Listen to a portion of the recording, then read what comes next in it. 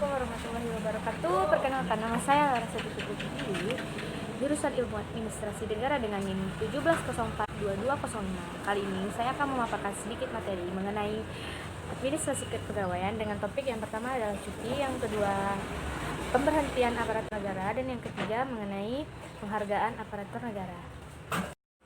Dalam Undang-Undang Nomor 5 Tahun 2014 tentang Aparatur Sipil Negara, pada dasarnya ASN berperan penting dalam menciptakan masyarakat madani yang taat hukum, berperadaban modern, demokratis, makmur, dan adil.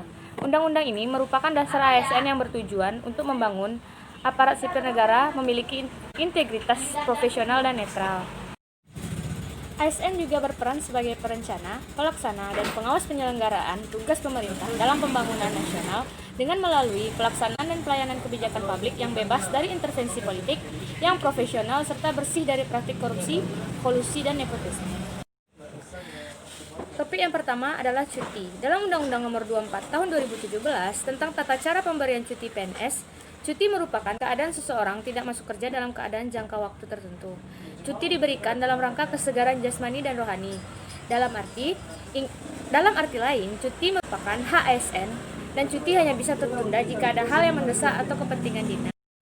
Dalam Peraturan Pemerintah Nomor 11 Tahun 2017, jenis-jenis cuti ialah yang pertama cuti tahunan, cuti besar, cuti sakit, cuti melahirkan, cuti karena alasan penting, cuti bersama, dan cuti di luar tanggungan negara. Yang pertama, cuti tahunan. Cuti tahunan bisa didapatkan jika seorang ASN telah bekerja sedikitnya 1 tahun. Cuti tahunan hanya 12 hari kerja, tidak dapat dipecah. Yang kedua yaitu cuti besar. Didapatkan jika ASN telah bekerja sedikitnya 6 tahun secara terus-menerus dengan durasi waktu 3 bulan. Selanjutnya, cuti sakit. Cuti ini merupakan cuti hak setiap ASN yang sedang mengalami sakit.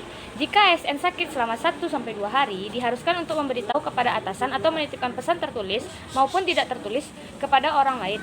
Jika ASN tersebut sakit selama 3-14 hari, maka harus melapor pada pejabat yang berwenang dengan melampirkan surat keterangan dokter.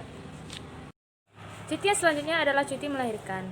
Pada cuti persalin ini terdapat 2 macam, yaitu persalinan pertama dan persalinan kedua. Persalinan pertama sejak bersangkutan menjadi ASN, dan persalinan kedua 1 bulan sebelum melahirkan dan 2 bulan setelah melahirkan. Selanjutnya ialah cuti di luar tanggungan negara. ASN yang sudah bekerja kurang lebih 5 tahun secara menerus akan mendapatkan cuti ini. Jika dalam contoh, misalnya mengikuti suami bertugas ke luar negeri, dan cuti ini diberikan paling lama 3 tahun dan dapat diperpanjang 1 tahun lagi jika memang memiliki hal-hal penting. Dalam sistem percutian, tentunya ada pejabat yang berwenang dalam mengurus hal ini. Dan pejabat yang berwenang memberikan cuti ialah PPK, atau pejabat yang mendapat delegasi sebagian wewenang dari PPK dalam rangka pemberian cuti. Nah, PPK terdiri atas yang pertama menteri di kementerian, yang kedua pimpinan lembaga dalam lembaga pemerintah non-kementerian, yang ketiga sekretaris jenderal di sekretariat lembaga negara dan lembaga non-struktural, yang keempat adalah gubernur di setiap provinsi, dan yang kelima bupati atau wali kota. Materi selanjutnya yaitu pemberhentian aparatur negara. Pemberhentian terhadap ASN yang menyebabkan seorang pegawai tidak lagi berkedudukan sebagai ASN. Tentunya pemberhentian ini ditentukan oleh faktor-faktor tertentu. ASN sangat berperan penting dalam menyelenggarakan pemerintahan dan pembangunan untuk mencapai tujuan negara. Kelancaran pelaksanaannya tergantung pada kesempurnaan aparatur negara. Dalam menjalankan tugasnya, setiap ASN tentunya harus mengikuti kode etik dan kode perilaku yang harus ditaati dan dilaksanakan. Kewajiban tersebut merupakan pedoman atau patokan seorang ASN berperilaku baik dalam ataupun di luar kedinasan.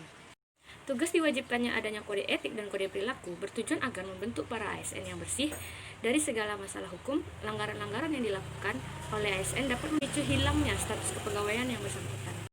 Dalam pasal 87 Undang-Undang ASN, bentuk pemberhentian ASN yang pertama, pemberhentian secara hormat yang meliputi jika dia meninggal dunia atas permintaan sendiri, mencapai batas usia pensiun, perampingan organisasi atau kebijakan pemerintah, tidak cakap jasmani dan rohani.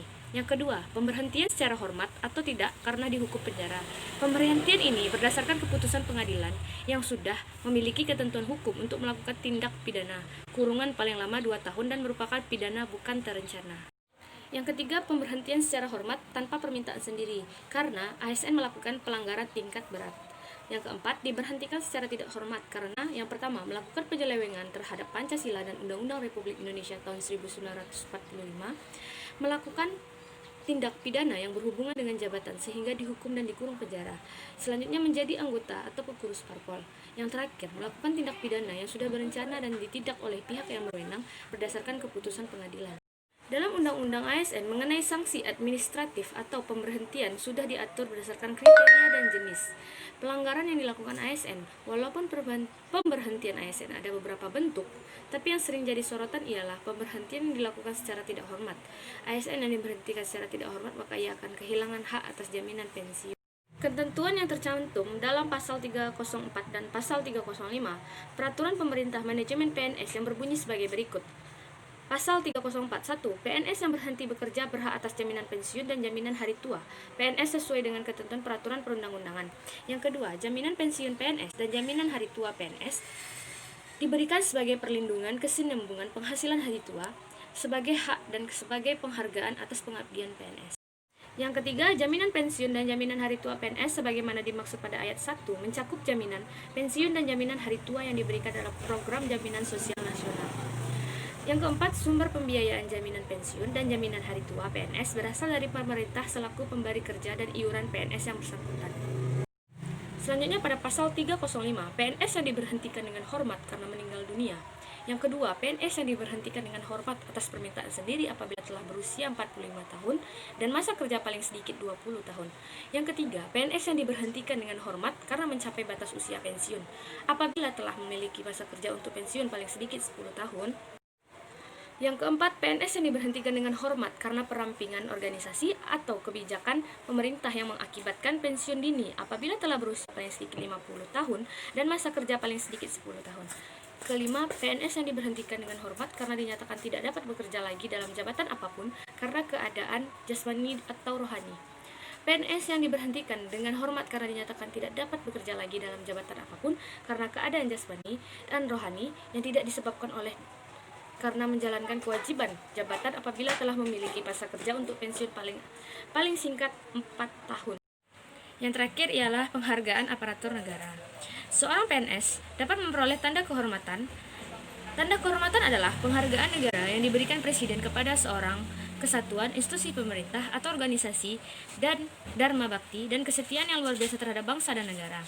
Adapun tujuan pemberian tanda kehormatan adalah untuk menghargai jasa setiap orang yang telah mendharma baktikan diri dan berjasa besar dalam berbagai bidang kehidupan berbangsa dan bernegara, menumbuh kembangkan sikap keteladanan bagi setiap orang dan mendorong semangat melahirkan karya terbaik bagi kemajuan bangsa dan negara.